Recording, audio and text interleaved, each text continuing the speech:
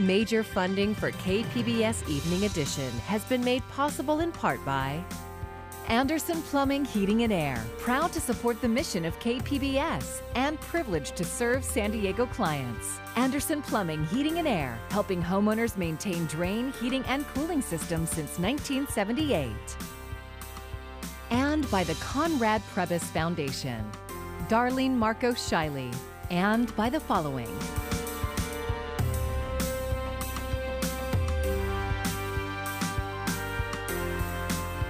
And by viewers like you. Thank you. Good evening. It's Wednesday, December 16th. Thank you for joining us. I'm Maya Trabulsi. We have some breaking news. A fire that burned near homes in Santee and forced people to evacuate has been stopped. It started around 1:30 this afternoon off Chaparral Drive and Cuyamaca Street. In about an hour, it grew to 36 acres. Firefighters attacked the flames on the ground and from above with water-dropping helicopters. While the spread has been stopped, crews are expected to stay for several hours to make sure it is fully out. San Diego Sheriff's deputies evacuated as many as a dozen homes, going door to door. Now, everyone has been allowed to return home and no damage has been reported. Another day mixed with hope and grim news for the coronavirus pandemic in San Diego. Today, the county reported 23 deaths from the virus and 2,807 cases, the second highest one-day case total. It comes as more local hospitals start COVID-19 vaccinations for their staff. But with dwindling numbers of ICU beds, KPBS reporter Matt Hoffman says leaders are concerned we could soon be overwhelming our healthcare system. Do you have an arm preference? Left. A wider rollout of vaccinations. Today, more San Diego County healthcare workers began getting first doses. We need this vaccine in our community. We have people who are older who are dying. Anna Cabral works in the emergency room at UC San Diego Health in Hillcrest.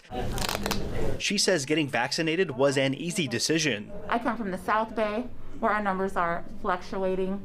We increase one day, we decrease the other day, but if I can do one thing to decrease those numbers, then I'm in it 100%. COVID-19 testing specialist Amy Markley says the vaccine is a blessing. I am so excited to be part of this, to be able to be on the frontier of this and show people that it's safe, that it's effective. You know, there's nothing to be worried about. It is fantastic. I love getting this. It was easy. Didn't even hurt as bad as a flu shot. Other local hospital systems, including Palomar Health and Kaiser Permanente, began their first vaccinations in San Diego County today, too. The first dosages of the vaccine will not be enough to reach all people in the county. County officials said today there's about 82,000 healthcare workers who are considered top priority for vaccinations, but they only have about a third of the doses required right now and are waiting for more. Officials are reiterating that it is safe to take. There were no steps skipped of what would happen in a normal vaccine process. They were just done more swiftly. Intensive care unit bed space is dangerously low. In the Southern California region, state officials are reporting just 0.5% of staffed ICU beds are available. And in San Diego County, for the first time, more than 50% of those in ICU beds are COVID-19 patients. There's no running away from it. The situation is still grim. Officials say to keep in mind it's not just about physical ICU beds. There has to be healthcare workers to staff them. The staffing challenges are real, and it could mean that we may not be able to actually staff the available ICU beds that we have today. Hospitals are working to free up capacity by delaying care that other individuals need. Officials say if people don't protect themselves this holiday season, we could overwhelm the healthcare system. Matt Hoffman, KPBS News. A new policy in San Diego County could temporarily stop ambulances from delivering patients to certain hospitals. KPBS reporter Jacob Ayer explains how the complete ambulance diversion plan is expected to work. Diversion is not uncommon when emergency departments fill up. Generally, it means hospitals only take ambulance deliveries from within their own designated geographic areas, with a few exceptions. But never before have hospitals in San Diego County had to completely stop the flow of all ambulances to their facilities. Joshua McCabe of Sharp Memorial Hospital says that is what is now happening for hospitals who request and are approved for complete ambulance diversion. We just went on this new diversion yesterday for the first time. We had about 17 medics that were sent to Sharp Memorial Emergency Department in a 30-minute period. And so as you can imagine, with the surge that we're seeing from COVID, receiving an additional 17 acute patients that had to come by 911 medic can be very challenging. McCabe says the complete diversion program sends patients to other nearby hospitals that are not on bypass for a maximum of 4 hours, and the complete diversion can be reapplied if needed. But patients will not be turned away if they are suffering uncontrollable life-threatening problems, such as a stroke or heart attack. What this diversion program that the county and the community hospitals are working on together allows us to do is to take a pause and say, please do not bring a patient to us now by medic. We can't offload them timely. So they are able to go to a hospital that can offload them timely and then get back out to the community so they can respond to other 911 calls. The change comes as intensive care capacity across Southern California continues to dwindle. Local hospitals in San Diego have even reached out to the county for staffing help. To finally be getting this massive influx and the surge is very difficult. We have seen, though, at Sharp Healthcare, our physicians and nurses just stepping up. Many are taking extra shifts. We have volunteers willing to float to other units to help out. The complete ambulance diversion policy change came on Tuesday, the same day San Diego County reported 32 COVID-19 related deaths. But McCabe says there is a light at the end of the tunnel with vaccines on the way. Jacob Ayer, KPBS News. After months of stalemates, congressional leaders are expressing confidence they will reach a deal on pandemic stimulus funding. Key sticking points have been aid for states and local governments wanted by Democrats and a liability shield wanted by Republicans that would protect businesses from being sued if customers or employees contract COVID. Both sides may have backed off those demands to concentrate on what they do agree on, and that includes an extension of jobless benefits, small business loans, and money for vaccine distribution. We made major headway toward hammering out a targeted pandemic relief package that would be able to pass both chambers with bipartisan majorities. We committed to continuing these urgent discussions until we have an agreement. And we agreed we will not leave town until we've made law. The deal is also expected to include a new round of stimulus checks, and it could pass both chambers within days. The price tag could be nearly $900 billion. COVID vaccines are being administered in the beginning of what will be a very long process. When and where you can expect to receive your vaccine is not yet totally clear. Brian Todd has details. A quick injection and a round of applause at a Jackson Health System facility in Miami. Doctors and nurses there getting the first coronavirus vaccine shots. Did that hurt at all? No, I didn't feel it at all. For the rest of us, there could still be some months to go before that moment comes. By my calculation, sometime by the end of March, the beginning of April, that the normal, healthy man and woman in the street who has no underlying conditions would likely get it. Dr. Anthony Fauci telling MSNBC that will be after frontline healthcare workers, nursing home residents and staffers, and other essential personnel get the vaccine. Many of us could be able to go to our pharmacy and get it. Dr. Fauci says the timing depends on the efficiency of the rollout. Other top experts push the timeline later for when we can start to get the vaccines at our local pharmacies. By May or June, everybody in this country who wants a vaccine will be able to get a vaccine. Officials from CVS and Walgreens told CNBC that early to mid-spring is when many of us could be able to actually walk into their stores for a vaccine. Other chains like Costco, Walmart, Rite Aid, Kroger, and Publix say they'll most likely offer the vaccines as well. What will the process be like for the rest of us? CVS officials say they want us to think of it like booking a round-trip plane ticket. There's not going to be lines because everyone will be by appointment. There's a lot of follow-up to ensure they get the second dose, up to and including a phone call if they miss that appointment. And we'll be able to do 25 million vaccines a month. Experts say people who have severe allergic reactions to any component in the Pfizer-BioNTech vaccine will be asked not to get it. For others with less severe allergies to food products like peanuts or eggs, and for the rest of us. Anyone else that has a history of allergies, such as food allergies and the like, not related to injected material, can go ahead and take the vaccine, but will have to be observed for 30 minutes after the immunization. If you don't have a history of allergies, then there'll be a shorter time of observation. Once we've started going en masse to get vaccinated at our local outlets, what about a timetable for returning to normal? Dr. Fauci says if America can get at least 75% of its population vaccinated, as we get into the fall, we can get real comfort about people being in school, safe in school, be they K-12 or college. Staff at Naval Medical Center San Diego were among the first U.S. military personnel to get vaccinated against the coronavirus. Personnel at the facility were assigned to package and transport an initial vaccine supply for Naval Hospital Camp Pendleton in Southern California. The first doses arrived at Camp Pendleton yesterday. Teachers, school leaders, and parents continue to debate when it will be safe to return to in-person learning. The San Diego Union High School District consulted with 4 doctors regarding their reopening plan, which was scheduled to start the week of January 4th. They say the doctors all said they felt the plan was safe. Some students and teachers have asked the district to stay virtual until coronavirus case numbers improve. But some parents tell our media partner 10 News they believe keeping their children at home is doing more harm than good.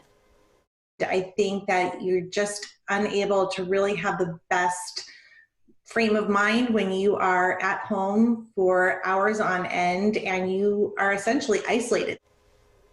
The California Teachers Association has sent the district a cease and desist letter saying the plan doesn't protect teachers. A UC San Diego student has been forced to finish her last year of college from halfway around the world. In this pandemic profile, KPBS education reporter Jo Hong spoke with Ariana Kubilian about how she's tried to stay connected. 22-year-old Ariana Kubilian planned to stay with her parents in Manila only through the summer. She even booked a flight back to San Diego in time for the start of the school year at UCSD. But as the pandemic worsened through the summer, her plans changed. My job told me that, oh, everything's online, you don't need to come back. And then there was like all the wildfires and then suddenly a spike in corona cases. So my parents just told me to stay here. She spent the last 9 months trying to make the most of her final year of college while living in the Philippines. Kubilian says being with her family during this crisis had its upsides. I certainly liked it more in a way because when I'm there in the States, I was just kind of alone, have to take care of myself. And of course, everything's like crazy with the pandemic, so it's kind of nice to be in something so familiar to me. But it got harder as school started, and she saw her friends and past roommates reuniting and quarantining together. She started to feel isolated. There was like a tough part for me at the beginning of coming here, actually, because I've seen my friends who it's quarantine, but they're still living together. So it's still that, college experience away from home, being with my friends kind of experience. And I felt like it was me being here, taking away from my experience as a college student, especially to my last year and stuff. Kubilian said she started spending too much time on her phone, and the excessive screen time affected her mental health. So she looked for new hobbies. I really wanted to find something so that I reduced my screen time because I knew that took a toll on me in spring quarter. So I picked up embroidering because it's a nice break from just staring at screens. So I really like that one, yeah. Eventually, she found comfort in journaling. She said it was therapeutic to be able to write down her frustrations about being stuck at home without facing judgment. She eventually learned to appreciate her time with her family. And I'm in a much better place now because I'm not constantly thinking anymore about what I should be experiencing, and I've managed to find a way to just be grateful that I can be home. Kubilian expects to stay in Manila at least until the spring quarter starts in March. When she returns to San Diego, she said she's hoping to salvage the last bit of her senior year. Jo Hong, KPBS News. The nation's climate scientists say November was another warmer than usual month for the average global temperature. KPBS reporter Eric Anderson has the details. The National Oceanic and Atmospheric Administration has been tracking global temperatures for some time, and they find that temperatures are continuing to go up. This was the second warmest November on record, and our data goes back to 1880. That's a total of 141 years. NOAA scientists say the 10 warmest Novembers have all happened since 2004. And this year as a whole is on track to become among the warmest ever. It is very likely to be among the top 3 warmest years on record. So we do the same analysis for the year 2021, and it is very likely for the year 2021 to also end among the 10 warmest years on record. Global temperatures have been rising steadily since the 1980s, and officials say that trend is expected to continue. Eric Anderson, KPBS News.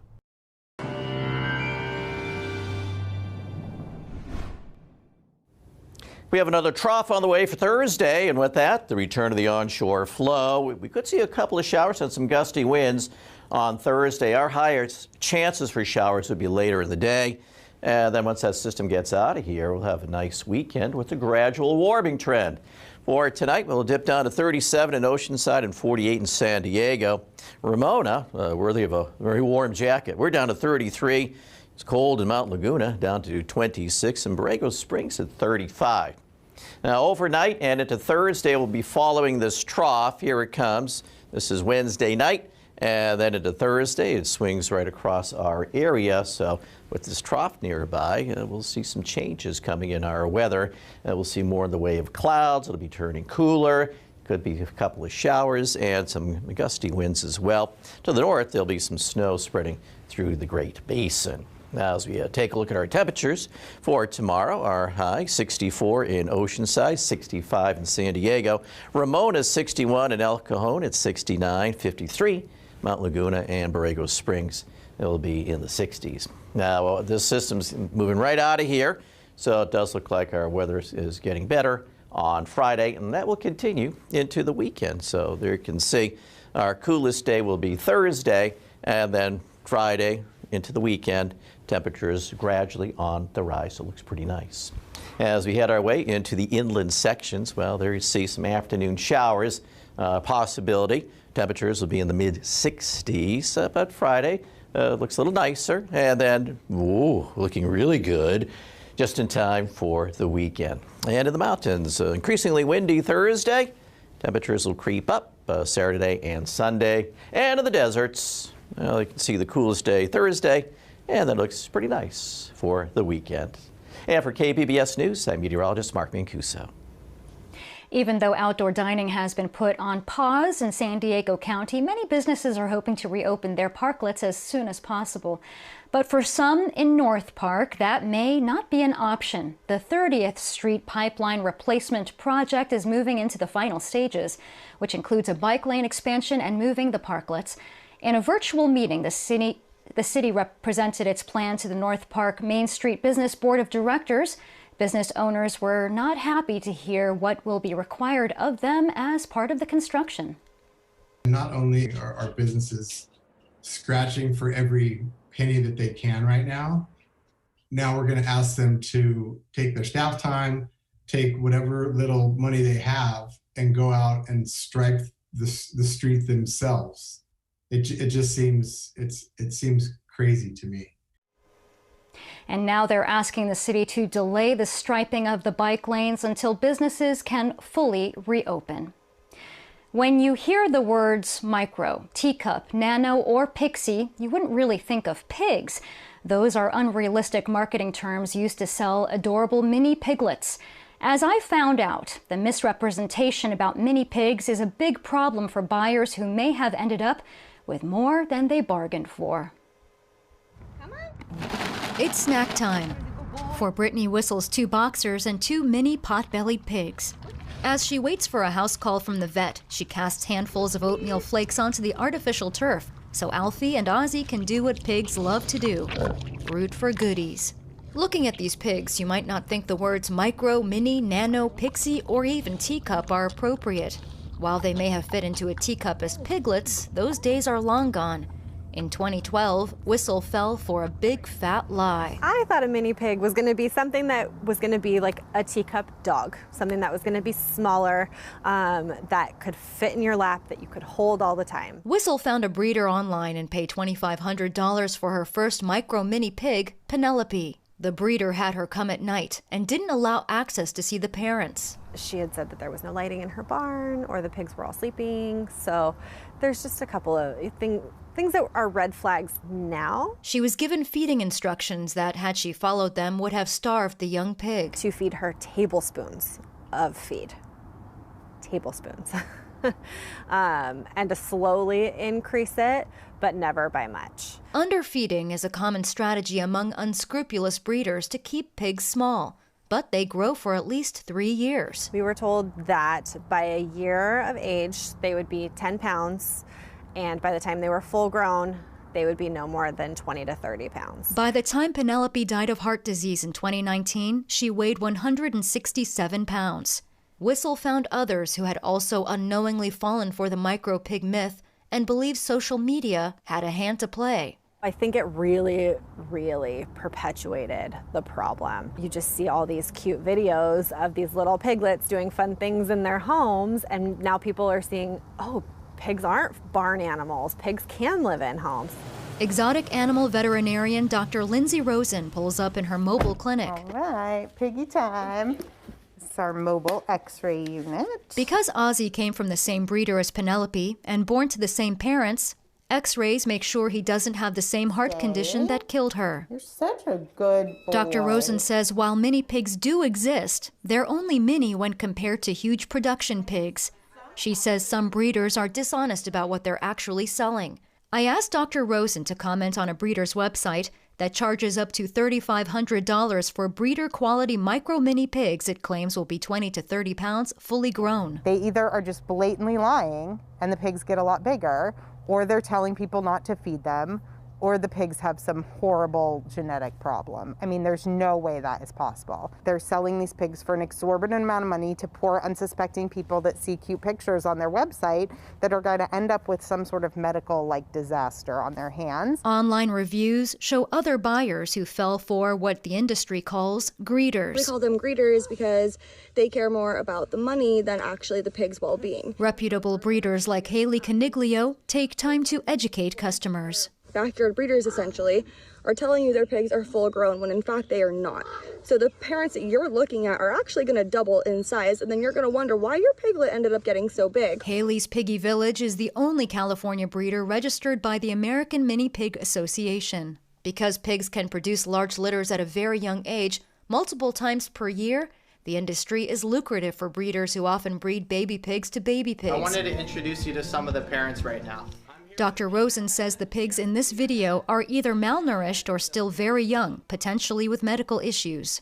When a pig is underfed to stay small, its musculoskeletal system can't keep up with the growth of its organs. Its oversized head hangs from lack of muscle. It is hunched, pigeon-toed, and likely won't live long. Instagram star Esther the Wonder Pig was only 4 pounds when she was sold as a micro piglet. She now weighs 600 pounds. Though mini pig marketing can be deceptive, it's not illegal. Pigs don't have the same protection under the law as traditional pets because the USDA classifies them as livestock swine, whether they're companions or food. Because the animals in our food system actually aren't treated very well, pigs fall into that category as well and aren't really protected the same way that food animals aren't protected. Dottie Waddles! Good girl. The grass at Graze and Pig Acres has long been grazed by the rescued residents here. And I've got some here that are people that paid $1,000 for. Marty and Nancy Kuntz run this sanctuary in Ramona. When they get big, they don't want them anymore. They say all the other sanctuaries they know are maxed out like they are. Inundated with calls every week. Some of the people we don't even call back because we don't even know what to tell them because there's no other sanctuaries that has any room. There's just no control over the breeders. And they just keep doing it to make $1, because as soon as you buy that little baby and you drive off of their property, they don't want to see you again. Because they love Brad. The Kuntzes say pigs make great pets, but they ask that people visit, learn, then adopt, so overfilled sanctuaries like theirs don't have to turn away pigs, abandoned just for being pigs. And KPBS reached out to other breeders for this story but received no response for comment. The United States Postal Service says it's experiencing an unprecedented volume of packages and a limited number of employees to process them because of the pandemic. The USPS is warning that customers may experience temporary delays during the holiday season. If you want your package or card to arrive by Christmas, the deadline for USPS first class service is Friday. I'm Judy Woodruff. Tonight on the NewsHour, federal help appears within reach as congressional leaders finally bridge the divide on long-awaited COVID relief. Coming up at 7 after Evening Edition on KPBS. An update now on that breaking news involving a brush fire in Santee. Fire crews remain on scene near Chaparral Drive and Cuyamaca Street. They've got the fire out but are watching for flare-ups after 36 acres burned. Air crews helped in the attack and evacuation orders have been lifted. No homes burned and no word on the cause. And as for the pandemic, a near record number of coronavirus cases and deaths were reported in San Diego County today. It comes as more local hospital systems, including UC San Diego Health, Palomar Health, and Kaiser Permanente, began their first vaccinations. You can find tonight's stories on our website, kpbs.org/evening edition. Thank you for joining us. I'm Maya Trabulsi. Have a great evening. Major funding for KPBS Evening Edition has been made possible in part by Anderson Plumbing, Heating and Air, proud to support the mission of KPBS and privileged to serve San Diego clients. Anderson Plumbing, Heating and Air, helping homeowners maintain drain, heating, and cooling systems since 1978.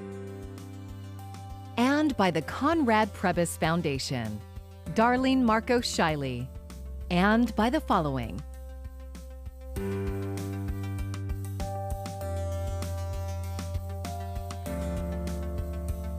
And by viewers like you. Thank you.